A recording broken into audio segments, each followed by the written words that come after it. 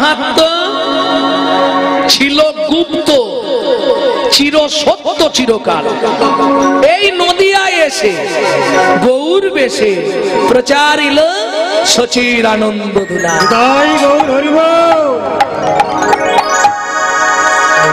ওমা নামের দাহিকা শক্তি আছে। কিরকম আমি প্রমাণ দিচ্ছি, একটুখানি বলি নাকি, সময় যখন আছে একটু বলি। নামের দাহিকা শক্তি কতখানি পয়েন্টটা করে নিন। নামের দাহিকা শক্তি কি একটুখানি শুনে নিন। ছেলেটা বহুদিন ধরে সন্তানাদি হচ্ছিল না, বাবা মা অনেক কেঁদে কেটে ভগবানের কাছে মানত করে না, ঠাকুর এইটা দেবো এইটা দেবো, 5 কেজি বাতাসা ছড়াবো, হলে দেবো না হলে ভগবানেরও বাতাসা খাবার লোভ আছে তো ওই জন্য দিয়ে দিল। সন্তান তো দিল। যেদিন ছেলেটা জন্মালো বাপ রে বাপ, যেমন আকাশে দুর্য আর তেমনি বজ্রাঘাত, বাপ রে বাপ। পরে নাম বলবো। ছেলেটা তো জন্মালো, বড় আনন্দের খবর, মায়ের তো আনন্দ। এখন 6 দিনের দিন একটা পুজো হয়, আপনাদের এদিকে হয় কি বাচ্চা? সেটেলা পুজো বলে। যেদিন ললাট লিখন হয় ওটা কেউ জানতে পারে না, একমাত্র ছেলের মা বুঝতে পারে। মা তো তার দেশে শুয়ে আছে, ছেলেটাকে মৃকট মুনির পুত্র মার্কেন্ডীয় বিধাতা পুরুষ লিখতে আসবে। কাজ চাকরি করে এরা? হেড অফ দা ডিপার্টমেন্ট ভগবান। ভগবানের চাকরি করে ব্রহ্মার ডিপার্টমেন্টে ব্রহ্মা। যেমন কদিন আগে বিদ্যা দেবীর পুজো হয়ে গেল, এনার দায়িত্ব বিদ্যা দেবে, তাই তো? গণেশের দায়িত্ব সে ব্যবসা বাণিজ্য দেখবে, বিশ্বকর্মার দায়িত্ব কার্পেন্টার গুলোকে দেখবে, প্রত্যেকের দায়িত্ব আছে যেটা। লক্ষ্মীর দায়িত্ব অর্থ সম্পদ গুলো দেখবে, প্রত্যেকের সব ডিপার্টমেন্ট ভাগ করা আছে। ব্রহ্মা প্রভু চলে যাও, আজ 6 দিন বাচ্চাটা ললাটে লিখে দিয়েছো। কি লিখবে প্রভু? যা বলে দিচ্ছি তাই লিখে দাও। আপনি দেখেছেন বাচ্চাটাকে এখনো? না, আমি দূর থেকে দেখে নিয়েছি। কি সুন্দর দেখতে, আহা, চাঁদের পেনার মতো মুখ, যেন মনে হয় গগনের চাঁদ নেমে এসেছে ধরায়। তাতে তোমার অত বিচার করার দরকার কি? তোমাকে যা বলছি তাই লেখো। কি লিখতে হবে? তুমি শুধু লিখে দেবে ছেলেটার 12 বছর বয়সে মাথায় বজ্রাঘাত পড়ে মরবে। ব্রহ্মা বললে প্রভু আমি চাকরি করব না, চাকরি আজ থেকে ছেড়ে দেবো। কেন? লিখতে পারবো না, আমার পক্ষে সম্ভব নয়। কেন সম্ভব নয়? ওইটুকুনি বাচ্চা, তার কপালে লিখবো মাত্র 12 বছর বাঁচবে, এটা আমি লিখতে পারবো। হ্যাঁ শোনো, তুমি আমার দাস, এটা জানেন তো? একলা ঈশ্বর কৃষ্ণ আর সব ভিত্ত, যারে জইছে না চায় কৃষ্ণ তৈছে করে নিত্য। ভিত্ত মানে কি? চাকো। এই তো সহজে বুঝে গেলে। যা বলছি তাই শোনো, গিয়ে লিখে দিয়েছো। যাও গিয়ে লিখে দিয়েছো, যা বললাম তাই লেখো। কি লিখবো? 12 বছরে মাথায় বজ্রপাত করে মরবে। প্রভু কোন সময়? কোন সময় মরবে? শোনো, দিনেও মরবে না, রাতেও মরবে না, বাকিটা তুমি লিখে দাও।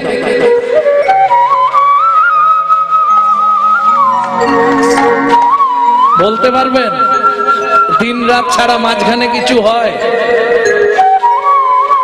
ভগবানের চালাকিটা বুঝে নিন। এবার ব্রহ্মা কি লিখবে? তবু ঠিকঠাক করে বলো, সময় বলে দাও। সময় আমি বলতে পারবো না। ছেলেটার 12 বছর বয়সে বিনা মেঘে, মেঘ যদি নাও থাকে, বজ্রাঘাত পড়বে এবং মরবে। কিন্তু মরণটা হবে রাতেও নয়, দিনেও নয়।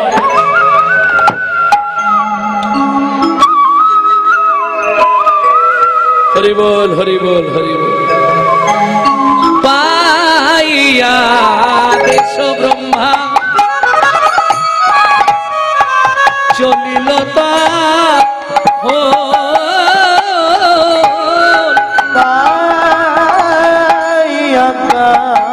তথা ব্রহ্মা চলিল তখন অহন্তিকা পুরে আসি দিল দর্শন অবন্তিকা পুরে আসি দিল দর্শন। এই যে মা, ও মা, সরে যাও, সরে যাও, সরে যাও। না না, তোমাকে বলিনি, বস। কেন? আমি বিধিলিপি করব, সরে যাও। ও তুমি বিধাতা? হ্যাঁ, সরে যাও, আমি লিখতে ঢুকবো। মা সরে গেছে। ও বিধাতা পুরুষ, কি আমার ছেলের কপালে কি লিখবে? তোমাকে বলা যাবে না। কি লিখবে আমাকে একটু বলে যাও। বললাম তো বলা যাবে না, তাহলে লিখতে হবে না, তুমি চলে যাও। মনে মনে ভাবছে ব্রহ্মা লিখে না গেলেও হবে না, চাকরি যেহেতু সই করতেই হবে, ডিউটি দিতেই হবে, করার কিছু নেই। সরে যাও মা, আমি লিখতে ঢুকি। শোনো বিধাতা পুরুষ, তুমি লিখতে যাও তাতে আমার দুঃখ নেই, কি লিখে যাচ্ছ এটা আমাকে বলে যেতে হবে। ব্রহ্মা মনে মনে ভাবলে এখন হ্যাঁ বলে ঢুকে পড়ি, বেরোবার সময় ও দেখার আগেই বেরিয়ে চলে যাবে। কি ও কতক্ষণ থাকবে? আমি গিয়ে এখন লিখি। এবার বিধিলিপি করছে ব্রহ্মা। আহা, যতবার ব্রহ্মা ধরতে যায়, যতবার লিখতে যায়, ছেলেটা একবার করে হাতে থাবা মারে। 6 দিনের বাচ্চা ব্রহ্মার হাতে থাবা মারছে, যেন তার মন থেকে সে বলতে চাইছে এটা তুমি লেখো না। কিন্তু বিধিলিপি এ তো খণ্ডন করার রাস্তা নেই। ভগবানের আদেশ, ব্রহ্মা লিখে দিলেন 12 বছর বয়সে ছেলেটা বজ্রাঘাত করে মরবে।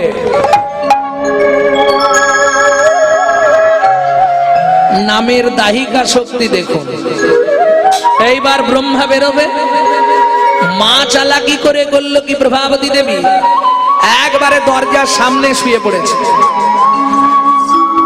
ও ধুনোটা পিছন দিকে নিয়ে যাও।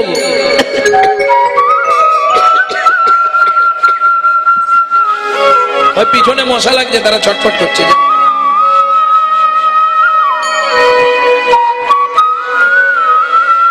করলো কি, এই যে মা সরো সরো সরো। কেন? বিধাতা পুরুষ কাউকে ডেঙিয়ে যেতে পারবে না, এটা আইনে নেই। তুমি আমার পথটা ছাড়ো মা। মা বলে বিধাতা পুরুষ কি লিখলে বলো। বিধাতা পুরুষ বলে মা গো শোনো, আমি ললাটে যা লিখেছি শুনলে তুমি কষ্ট পাবে। মা দেখছে একে বলাতেই হবে। মা নিজে নিজেই বলছে তুমি আর কি লিখবে, 6 মাস পরে আমার ছেলে মারা যাবে, এর থেকে বেশি কিছু তো লিখতে পারবে না। তখন বিধাতা পুরুষ মনে মনে ভাবছে তাহলে মা যখন জানে, মাকে সত্যিটাই বলে দিই। শোনো মা, তোমার ছেলে 12 বছর বয়সে মৃত্যু হবে। বিধাতা পুরুষ, এইটা তোমাকে লেখার আদেশ কে করলো? তুমি তো বিধাতা। কি অপরাধ আমি করেছিলাম যার জন্য আমার পুত্রের 12 বছর বয়সে মৃত্যু হবে, বজ্রাঘাত করে মরবে? তুমি কোনো খারাপ কর্ম করনি মা, ওটা ওই বাচ্চাটার পূর্ব জন্মার্জিত কর্মের ফল ওকে ভোগ করতেই হবে।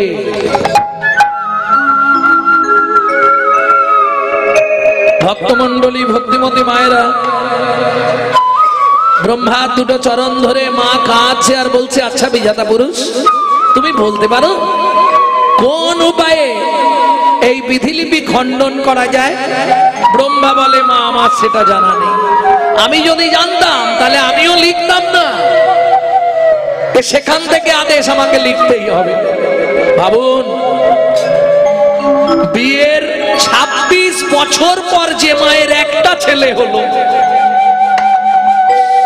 তার বিধিলিপি হচ্ছে মাত্র 12 বছর বাঁচবে, মাথায় বজ্রাঘাত করে মরবে। কোন মা মেনে নিতে পারবেন? মা বলবে তুমি আমার জীবনটা নাও, আমার বাচ্চাটা অন্তত সুখে বেঁচে থাক, বলবে না? বাবা শুনলে বাবা বলবে আমাকে নিয়ে নাও, আমার বাচ্চাটা বেঁচে থাক।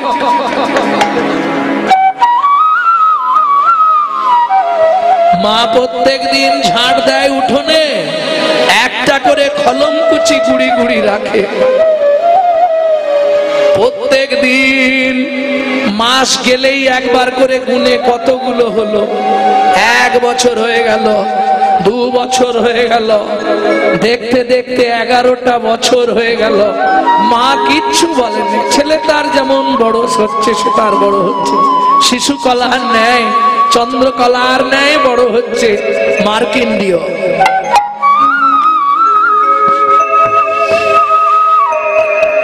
11 বছর পূর্ণ হয়ে কাল সকাল হলেই 12 বছরে পড়বে।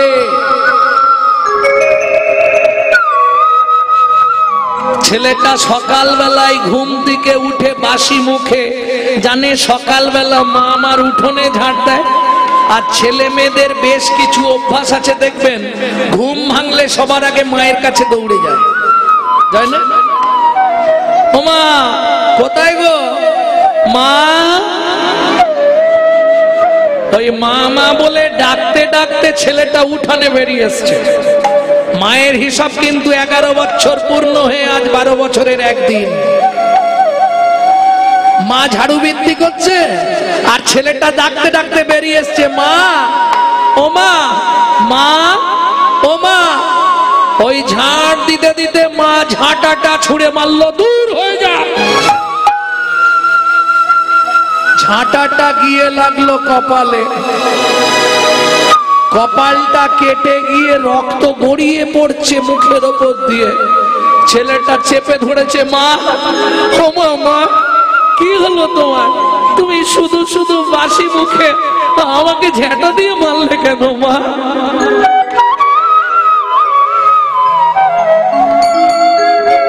মা ও মা কথা বলো না। মা তুমি কথা বলছো না কেন? একটা কিছু বলো। খোকা আমি তোর মা হয়ে হাত জোড় করে বলছি, বাবা তুই আমার চোখের সামনে থেকে চলে যা। চলে আমি যাব মা, তুমি শুধু আমাকে একটা কথা সকালবেলা বলো, এই বাসি মুখে তুমি আমাকে বিনা দোষে বিনা কারণে ঝাঁটা ছুঁড়ে মারলে, এর কারণটা কি তুমি আমায় বলো। মা বলছে আমি কোনো কথা বলবো না, তোকে হাত জোড় করছি, তুই আমার চোখের সামনে থেকে দূর হয়ে যা। মা মনে মনে ভাবছে, ছেলেটা যদি আমার চোখের সামনে মরে আমি কি সহ্য করতে পারবো?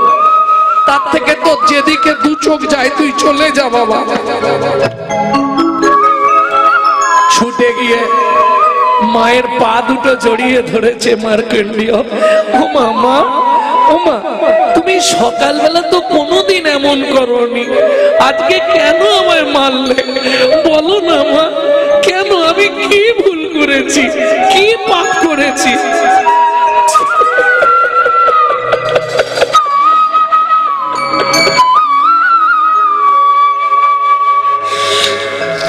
আমি জানিনি মা কোন দোষের জন্য তুমি আমাকে এত বড় শাস্তি দিচ্ছ।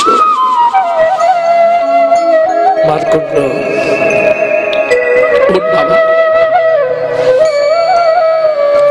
তুমি মারলে আমায়, কাঁদবো তো আমি, তুমি কাঁদছো কেন খোকারে? ওরে প্রাণের নন্দন, ওরে বাছা ধন, কেমনে বলিব তোরে?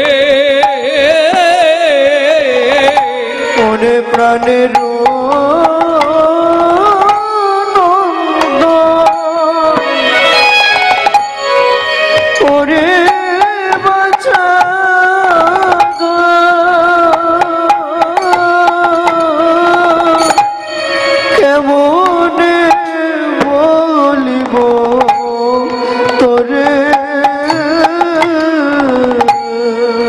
শুনি আকস্মিক মৃত্যু হবে তো মাথায় বজ্রপাত পড়ে আকস্মিক মৃত্যু হবে তো মাথায় বজ্রপাত পড়ে বলি বিধি লিপি করে দিয়েছে বদি বদি লিপি করে দিয়েছে ওখানে 12 বছরে তোর মৃত্যু হবে ওই বিধি লিপি করে দিয়েছে 12 বছরে তো মৃত্যু হবে বিধি লিপি করে দিয়েছে এইবার তুই বল বাবা, আমি তো এক মা, অভাগিনী হতভাগিনী মা, তুই বল বাবা আমি চোখের সামনে তোর মৃত্যুটা দেখবো কি করে? তাই হাত জোড় করে তোকে শেষবারের মতো আমি অনুরোধ করছি বাবা, তুই আমার কাছ থেকে দূর হয়ে যা, দূর হয়ে যা, দূর হয়ে যা।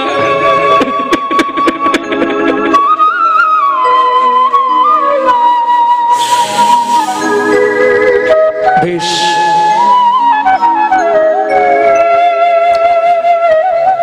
তোমার ইচ্ছাই পূর্ণ হোক। আমি আসছি, আমি আসছি।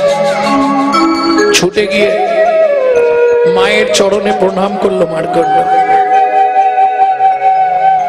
পিতারাধিকা মাতা গর্ভধারণ পুষণা অতসী ত্রিশূলা কেশি নাস্ত্রী মাতৃ সমগুরু। মায়ের তুল্য গুরু তো পৃথিবীতে কেউ নেই মা, তাই গুরুদেব যখন তুমি আমার মা, তুমি আদেশ করেছো আমি আসছি মা, তুমি শুধু আশীর্বাদ করো। মা মার্কণ্ড প্রভাবতী দেবী মার্কণ্ডের মাথায় হাত রেখে কাঁদছে আর বলছে খোকারে যদি বেঁচে থাকিস একবার আসিস, যদি বেঁচে থাকি একবার আসি, যদি বেঁচে থাকি একবার আসি। এই মায়ের কথা, এই মায়ের কথা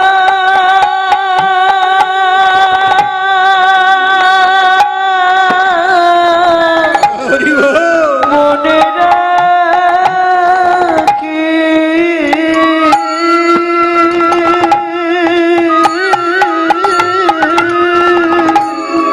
যদি বেঁচে থাকি একবার আসি। ওরে মায়ের কথা তুই মনে রাখি,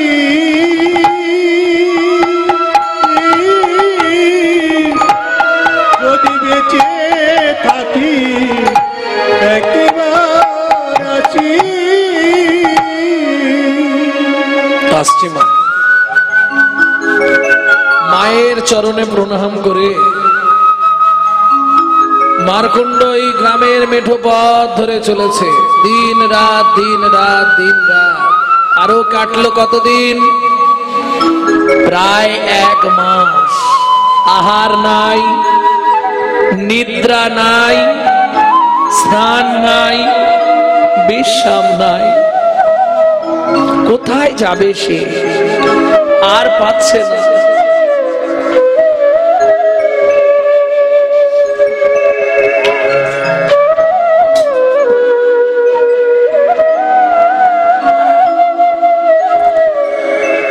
ওই গভীর জঙ্গলের মধ্যে দেখতে পেল শূদ্র ঋষির আশ্রম। মনে মনে ভাবলো একবার আশ্রমে যাই, দর্শন করে তারপর আবার যেদিকে দু চোখ যায় যাব। তবে পথেই থাকবো, মরলে পথেই মরবো, কেউ দেখে কষ্ট পাবে না। শূদ্র ঋষির আশ্রমে গিয়ে শ্রী বিষ্ণু নারায়ণকে প্রণাম করলেন।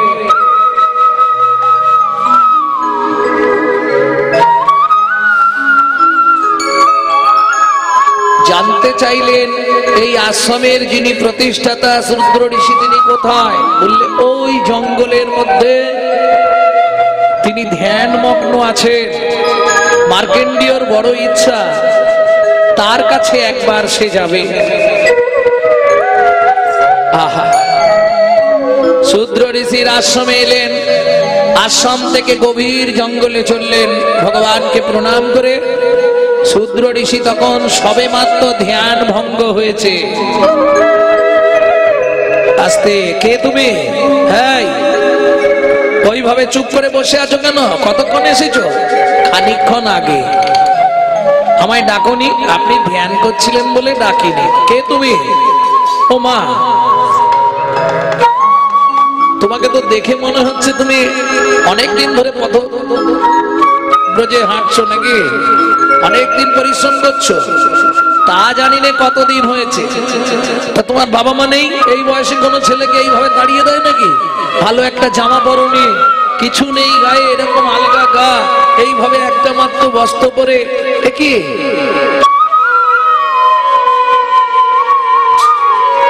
আমি বড় অভাগা। আরে পরে শুনবো, দাঁড়াও দাঁড়াও, তুমি আগে কিছু সেবা করো, চলো আমার আশ্রমে চলো। এই বলে যে এই শূদ্র ঋষি উঠে দাঁড়িয়েছে, ছুটে গিয়ে মার্কণ্ড চরণে পড়েছে। সাধু মুনি ঋষি যোগী মহাত্মাদের কৃপা পেতে গেলে জানতে দিলে হবে না, ছুটে গিয়ে সবার আগে পায়ে পড়তে হবে। যেই পায়ে পড়েছে শুদ্ধ ঋষি, যার বদনের কথা সব শুদ্ধ, বাক্য শুদ্ধ বলে তার নাম শুদ্ধ ঋষি, যাকে যা বলে তাই হয়।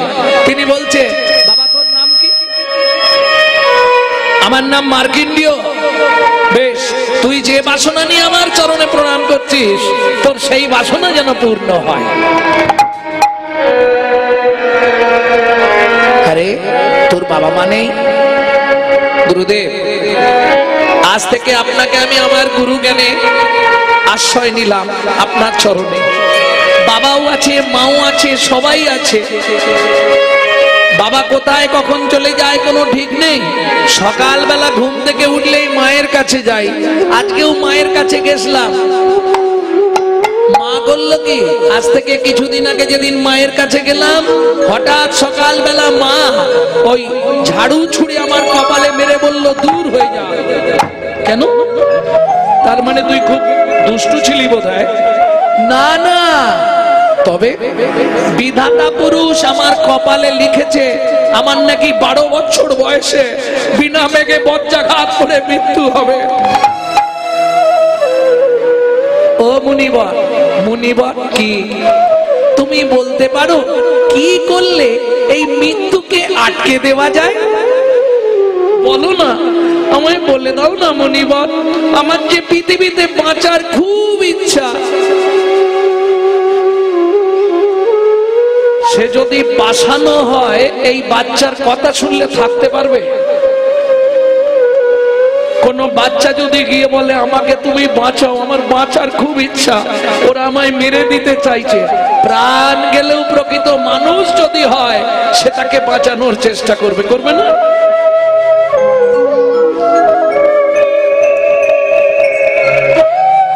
ঠিক আছে, পাটা ছাড়, ওঠ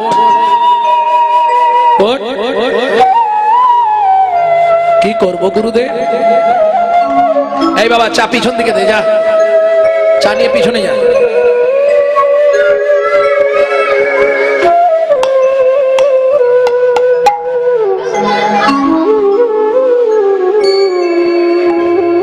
তুমি বলো না বাঁচা যাবে না? এক দৃষ্টে মার্কুণ্ডের ললাটের দিকে তাকিয়ে আছে শুদ্ধ মুনি, এক দৃষ্টি দিয়েছে প্রখর ভাবে। মার্কণ্ডেয়, বিধাতার লিখন 12 বছর বয়সে তোর মৃত্যু হবে, কথা সত্য। কিন্তু আমি বলছি মার্কণ্ড, আজ থেকে আমি তোর কর্ণমূলে কৃষ্ণ নাম দিয়ে দিলাম। কৃষ্ণ নামাং জগৎ বন্ধু জগদ্বিজং গুণং পরা, কৃষ্ণ নামাং বিশ্বধারং জগতাং পাপং হরা।